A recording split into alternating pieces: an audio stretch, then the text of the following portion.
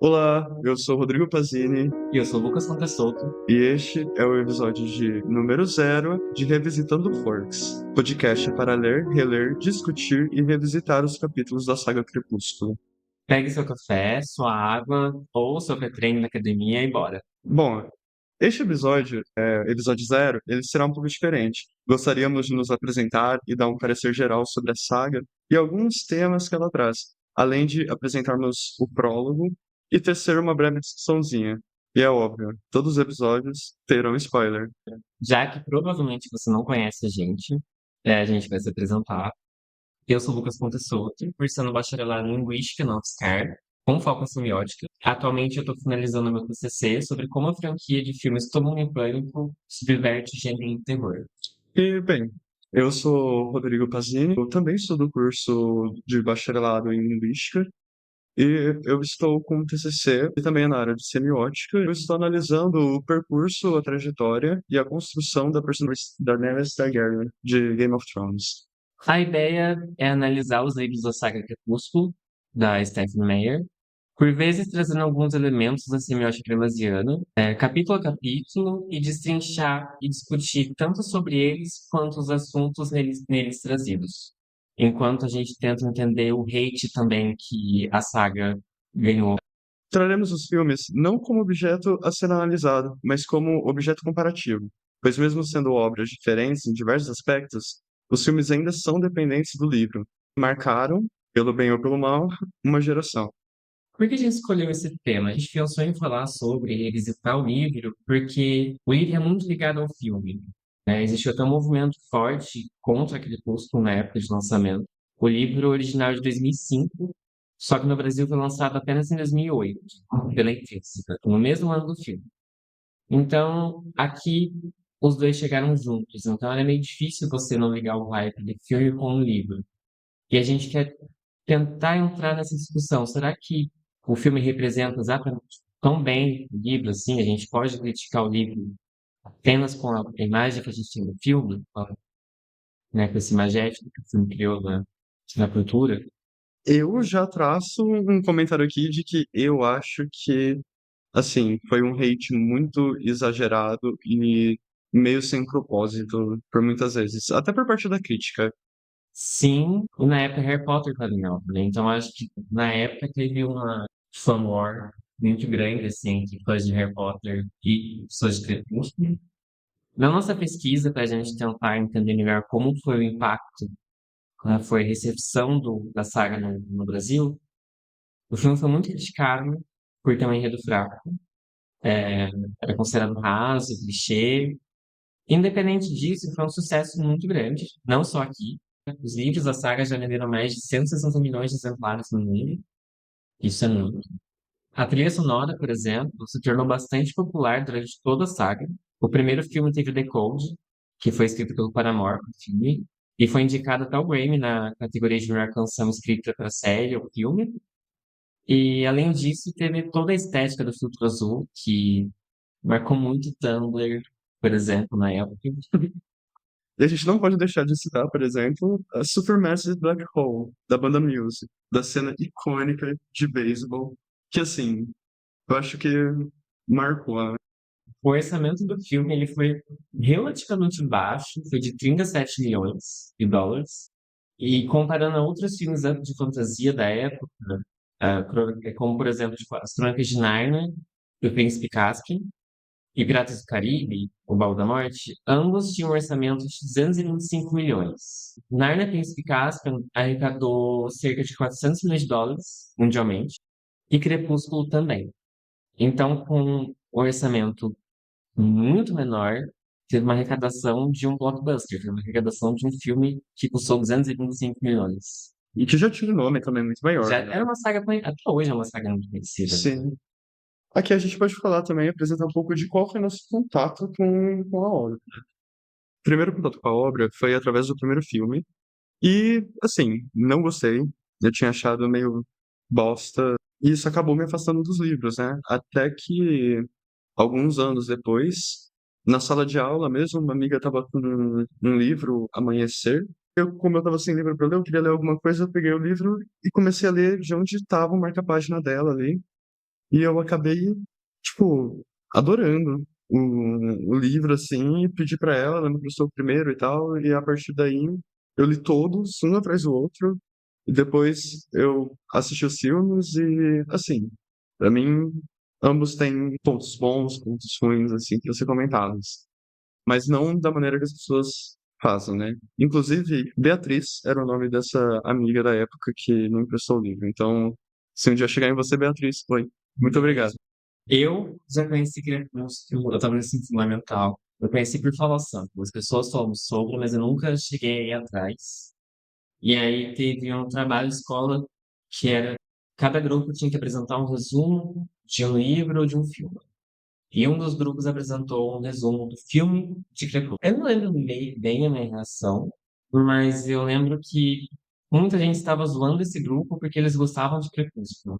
Instintivamente, eu não gostei de Crepúsculo. Não havia visto o filme, não tinha lido o livro, mas eu, no mecanismo de defesa, eu falei assim: olha, eu não sofri bullying, não gosta. E eu não gostei. Muito tempo depois eu tive contato com os filmes, não tanto tempo assim, durante aquele ano, mas mais pra frente eu acabei assistindo. Não odiei, também não achei a melhor coisa do mundo, É, achar a melhor coisa do mundo é um pouco complicado também. mas depois que passou toda essa fase, né, da febre que teve no músculo, hoje eu vejo os filmes, por exemplo, de uma outra maneira. Eu vejo eles. Eu acho que principalmente o primeiro, eu acho muito icônico. Icônico não quer dizer que ele é bom, mas ele é icônico. Ele, Filtro Azul, marca a presença ali. Eu acho que falar que Crepúsculo é ruim, sei lá, é muito 2010, sabe? É tipo. Ele marcou uma geração. E ele marcou muitos filmes de fantasia depois de Crepúsculo, tentavam criar uma atmosfera Sim, semelhante, uma protagonista que soasse como a Bella, ou não, ele que trouxe o vampiro de novo, assim, né? Tipo, essa questão, tipo, olha, pegamos essa imagem do vampiro que está constituída aí há muitos e muitos e muitos e muitos anos, de várias e várias maneiras, e quando ela foi lá e falou assim, agora eles vão criar o sol. E eu acho que a saga Crepúsculo, de alguma maneira, talvez tenha dado abertura a outras obras de fantasia que não seguem necessariamente esse padrão magético que a gente tem de vampiro, de lobisomem, de outras criaturas mágicas também, de outras fantasias. Na época de lançamento, uma grande parte das críticas, tanto pelo público, né, na relação aí de um para outro, quanto pela imprensa, tinham críticas motivadas pela maneira que a história retrata os vampiros, principalmente por eles brilharem no sol. Eu acho que esse foi uma coisa que muita gente comentou na época, era muito zoado. O Edward, inclusive, era considerado gay porque ele brilhava no sol. não só por isso, né? Eu acho que a coisa do vampiro homem romântico, né? Não é muito agradável, assim. Algumas críticas tinham até um tom agressivo, como se fosse um crime essa concepção do vampiro, assim, a concepção dessa história. Parecia uma ruptura tão grande no imaginário que as pessoas tinham de vampiro, que muitas pessoas já iam armadas para ver o filme, elas já iam preparadas para falar: odiei esse filme, não gostei. Então as pessoas iam para o cinema ou viam em casa o filme e já recusando o contrato fiduciário, né? O contrato fiduciário na semiótica, inclusive, é o acordo entre a obra e o espectador. Quando você vai assistir um filme de fantasia, por exemplo, você aceita que aquela história vai se levar pela própria lógica, pela própria construção dela, que é fantasia, né? Fantasia não existe. Então, é como se eu fosse ver um filme do Velozes e Furiosos e ficasse muito frustrado porque um carro foi para parar na Lua.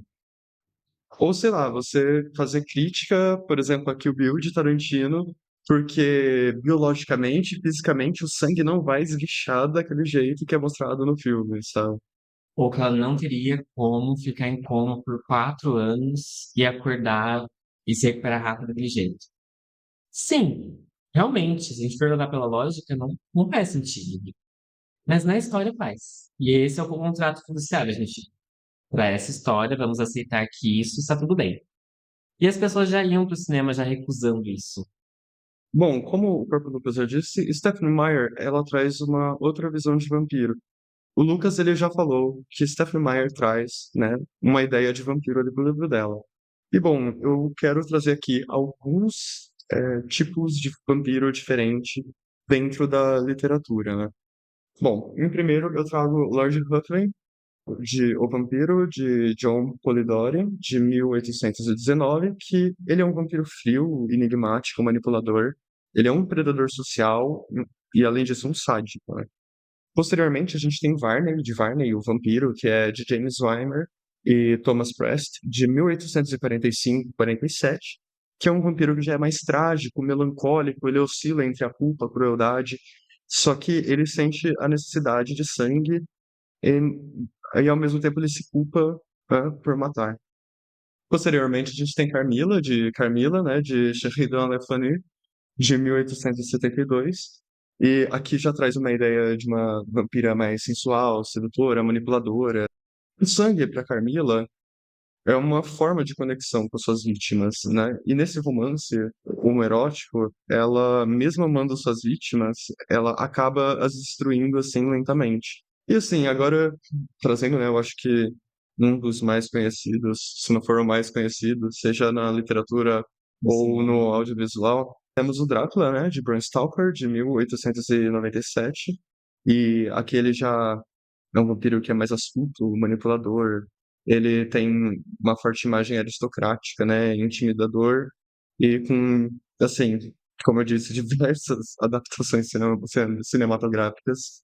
E que buscam sangue como fonte de poder. E para também manipular suas vítimas. Por último, trago Lestat e Louis, de Entrevista com o Vampiro de Anne Rice, de 1976.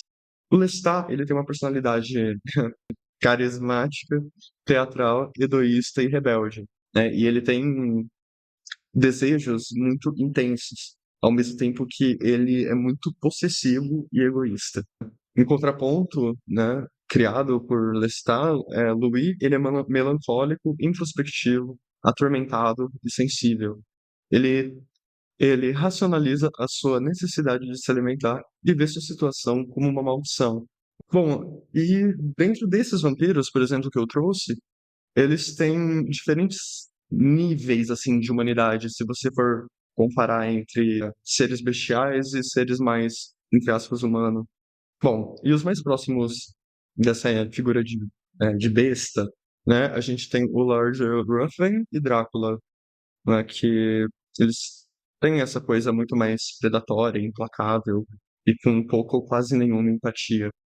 Vampiros que são um pouco mais moderados, a gente pode colocar como Barney, Carmilla, Lestat, onde tem momentos de racionalização e humanidade, né, mas ainda vão seguir seus instintos de caça e destruição. E o mais distante desses, assim, a gente colocaria como o Louis, né, devido à sua constante luta para manter a sua humanidade, mesmo sendo um vampiro. No RPG de mesa, Vampiro à Máscara, os vampiros que se alimentam exclusivamente de animais, eles são conhecidos como vampiros vegetarianos. E, enfim, é só uma curiosidadezinha para aqueles que gostam do assunto de RPG. Conhece algum lugar que você quer um vampiros vegetarianos? Talvez seja de algum livro. Bom, e agora eu quero fazer um paralelo um pouco peculiar, só que talvez não. Aqui eu vou trazer uma ligação entre o gótico e o crepúsculo. O gótico, ele tem vários elementos que podem ser encontrados nos livros da Stephenie Meyer, além, claro, dos vampiros. A gente tem a questão da morbidez, cansaço, desânimo, tem o sobrenatural, tem mistérios e segredos, nostalgia do não experimentado, o pecado, a sexualidade proibida, morte e etc. Meyer apresenta, logo em seus primeiros capítulos, algumas dicotomias entre adorar, detestar, sol, chuva, clareza, nebulosidade, cores quentes, cores frias, felicidade, tristeza, em paralelo com Phoenix, na Arizona, e Forks, em Washington. Para visualizar melhor, conforme eu falo, tenta imaginar em colunas, por exemplo. Representando Phoenix, na Arizona, a gente tem o ato de dela gostar, né, do sol, da claridade, das cores quentes, né, que isso traz uma felicidade. Enquanto Forks, ele vem trazendo representações de ser um ambiente que ela detesta, pela chuva, nebulosidade, cores frias, né, essa tristeza. Bom, a ideia da personagem não se encaixar em nenhum nicho até então traz uma ideia de ruptura social, enquanto o personagem de Edward é passado como sombrio e misterioso, assim como a própria ambientação descrita pela personagem, que fala: havia algo de isolado e antigo em Fergus, como se o tempo passasse mais devagar aqui. Logo no prólogo, como veremos, Isabella tem uma ligação e faz reflexões sobre a morte, em outros momentos, sobre a não-vida. O livro faz menções de suas inspirações claras, como Romeu e Julieta, de William Shakespeare, que serve como base do segundo livro, e tem O Morro dos Ventos Vivantes, de Emily Brontë, romance vitoriano de 1847, importantíssimo para a cultura gótica, que traz um cenário sombrio em um lugar isolado, com personagens intensos e irrevogavelmente obsessivos, com uma ideia de amor como força destrutiva e, claro, pairando por ali alguns acontecimentos paranormais. O Morro, ele traz mais temas desses que eu trouxe, né? Mas já conseguimos ver alguma semelhança entre os elementos nas obras, né? E iremos apontar estes elementos, assim, durante as futuras análises dos capítulos quando forem aparecendo. Agora, já introduzindo a leitura do prólogo que tem a seguir, a autora, Mary, através de Swan, nos apresenta uma história de um lugar lúgubre a qual a personagem decide ir para não ficar entre o relacionamento de sua mãe, Renée, que por vezes ficava dividida entre ficar com a filha e viajar para acompanhar o trabalho do companheiro. Forks é chuvoso, nebuloso, úmido, molhado. Isabella Swan detesta tudo isso, mas está decidida em aprender a viver ali da melhor forma possível enquanto tenta achar um nicho entre os locais para se sentir menos pior. Logo, Swan tem contato com a história da estranha família Cullen no refeitório do colégio, e seu encontro em sala com Edward Cullen nos envolve num clima de curiosidade e mistério. Mas o fruto da árvore que está no meio do jardim, disse Deus, não comereis dele, nem nele tocareis, para que não morrais. Novamente, avisando daqui pra frente, haverá spoilers sobre todos os livros da saga Crepúsculo. Um detalhe muito importante é que eu nunca tive contato com o livro. Essa está sendo a primeira leitura do livro, então, para mim, vai ser algo novo também. Então, eu tenho imaginado os filmes e, a partir disso, eu vou entrar nos livros. Diferente do Rodrigo, que já leu, já assistiu, quase tatuando aí. O livro já começa criando essa atmosfera do desejo, do, do proibido, né? Eu achei uma ótima maneira de começar, na verdade. Eu ficaria intrigado, fiquei intrigado, mas achei uma boa escolha, porque quando a gente vai pro prólogo, a gente também tem uma criação dessa atmosfera de lendo isso, não dá pra saber exatamente o que está acontecendo, ou exatamente o que eu tô falando, mas tem essa coisa da caça, tem essa coisa da morte, tem. Ela meio que avança para você um pouco do que a história, né? Sim, bom, como Adianta. você disse, a coisa da vida e morte é mais uma dicotomia ali, eu estava citando no começo que você pode separar ali. Bom, e aqui a gente pode abrir o questionamento, né, de tipo, valeu a pena? Ela não faz esse questionamento em si, né? Ela faz mais uma afirmação de que quando a vida lhe oferece um sonho muito além de todas as suas expectativas, é irracional se lamentar quando isso chega ao fim. Assim, você pode transportar isso para outras coisas, né? Por exemplo, um trabalho muito bom ou um relacionamento com uma pessoa que você gostava bastante e tal. E é um pensamento meio mórbido, né? Você pensar que, tipo, sua vida acabou e você não, né, tem que ficar descontente com isso. E ela já começa falando pra não também. Ela não está num momento muito agradável na vida, né? Ela, no começo, ela fala que nunca pensei muito em como morreria, mesmo com motivos para isso. Então, dá sinais do que vem ainda. Aqui ela já foi para Fortes, não está chegando em Fortes. Então, você já é um prólogo que já te fala, olha, estamos caminhando para cá. É essa a impressão que eu tenho quando eu leio. Eu não vou estragar a surpresa, então. Mas, assim, Lucas, já conversamos bastante sobre a obra, assim, eu e você e tal. Já te falei várias coisas do que eu acho ou não e te convenci a fazer esse podcast. Mas você que nunca leu, o que você espera encontrar, assim, nos livros de diferente dos filmes? Ou, assim, suas expectativas, alguma coisa assim? Eu acho que o tom, eu sinto que, só pelo próprio esse trechinho de Gênesis, eu sinto que ele cria a atmosfera de uma outra maneira, né? Porque o filme tem um apoio visual para criar essa atmosfera mórbida, essa atmosfera que a gente estava comentando, né? Que paralela entre o feliz e o triste, entre o quente e o frio. No filme é basicamente uma paleta ali. Eles têm outras maneiras de trazer isso. Eles não têm visual. Pelo prólogo e pela sessão de Gênesis, o que eu acho que eu espero do livro seja uma outra maneira de criar a atmosfera que a gente. Essa atmosfera de mistério, essa atmosfera de sombrio, esse contraste também de onde ela veio e de onde ela está agora, em Forks, né? Eu realmente não sei muito o que esperar. Eu espero que eu entenda melhor as motivações da Bella, porque no filme, querendo ou não, por mais que você tenha o ponto de vista dela, o livro é a primeira pessoa, né? Uhum. É ela falando com você, lendo diretamente o que ela tá falando. E o filme não tem uma distância um pouco maior disso aí, assim, entre o que ela tá pensando e o que tá acontecendo. Por mais que a gente consiga entender mais ou menos ali o que ela tá pensando, o que ela quer, as motivações dela. Mas eu espero que o livro consiga ver isso de uma maneira mais clara. Mas você tem uma expectativa do que eu vou achar do livro? Eu, sinceramente, eu acho que você vai gostar mais do que você acha que você vai gostar. Se acha que vai gostar. Eu tô com expectativa.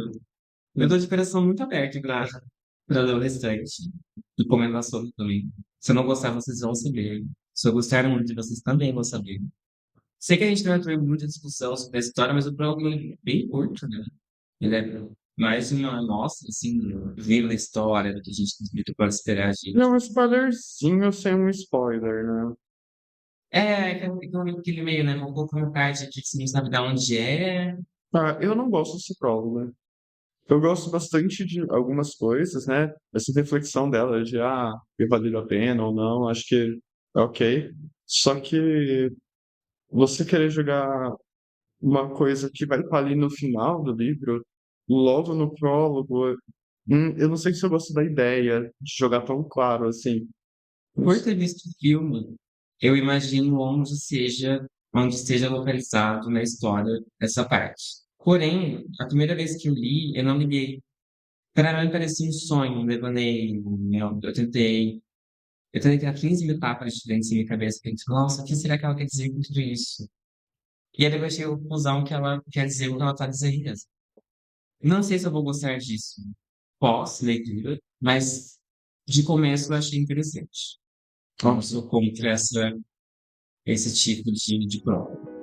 Bom, agradecemos a presença de todos vocês que estiveram até aqui e escutaram nosso episódio zero.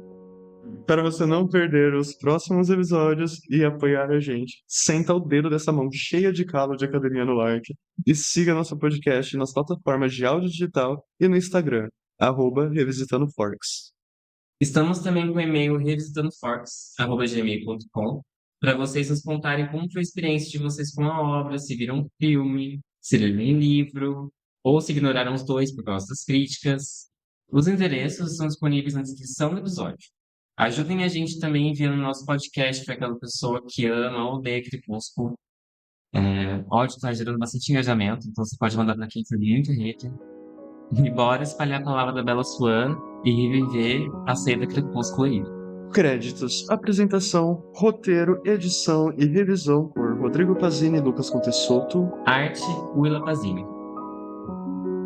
Que momento é o momento certo pra falar que toda vez que eu li Swan, eu lembrava de Hartford. Mas tem uma Hartford muito assim. Não, eu acredito. Isso. Eu sempre que falava, é Bella Swan. É uma bela forma.